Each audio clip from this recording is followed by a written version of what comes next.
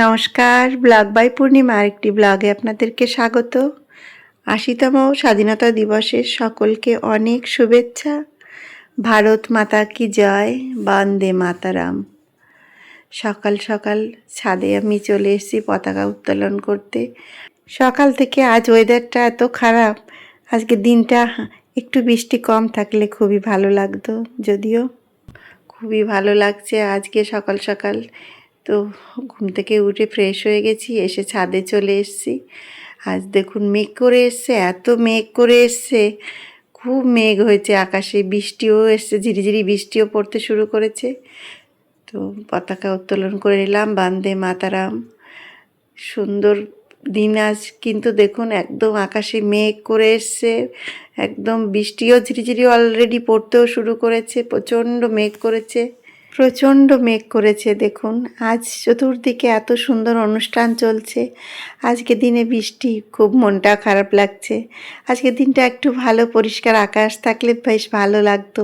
চতুর্দিকে অনুষ্ঠান হচ্ছে, আমি যদিও বাইরেতেই যাইনি, বাড়িতেই রয়েছি, তাই আমার বাড়িতে ছাদের উপরে আমি পতাকা উত্তোলন করলাম। সবার ঘরে ঘরে এখানে পতাকা উত্তোলন করেছে, প্রত্যেকে ছাদে রয়েছে দেখতে পাচ্ছি। আর এই আমিও করেছি, কিন্তু আমি নিচে এখানে দেখুন একদম টপে, আমার একদম তিনতলার উপরে যে বেদির উপরে, এখানেই আমি বসিয়ে দিয়েছি, দূর দূর থেকে দেখা যায় এখানটায়। আর এত সুন্দর লাগে, প্রতি বছরই আমি এখানেই লাগাই পতাকা, অনেকটা উপরে। এখানে উঠতে একটু যদিও অসুবিধা হয়। গতকাল রাতে যখন আমাদের অফিসের ছুটি হয় সমস্ত আমার সকল স্টাফদের, তখন আমি সবার হাতে একটা করে পতাকা দিয়ে দিয়েছি। আর বাড়িতে সবাই আজ উত্তোলন করবে। আজ 15ই আগস্ট, আজ ওদের অফিস আমার ছুটি, সব ছুটিতে রয়েছে, তাই কাল দিয়ে দিয়েছিলাম। ওরা সবাই পেয়ে খুব খুশি।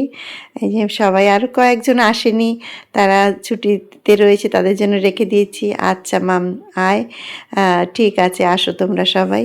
তো ভালো লাগছে, ওদেরও খুব, ওরা খুব আনন্দ খুশি হয়েছে এটা দিয়েছি বলে।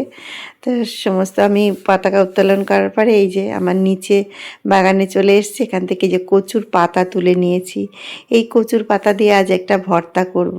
চিংড়ি মাছ রয়েছে, কচুর পাতা দিয়ে চিংড়ি মাছ দিয়ে ভর্তা, খুব সুন্দর লাগে খেতে, খুব সুন্দর।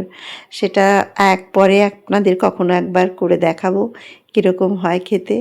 আর এত ভালো লাগে, একবার খেলে বারবার খেতে ইচ্ছা করবে এই কচুর পাতার ভর্তা।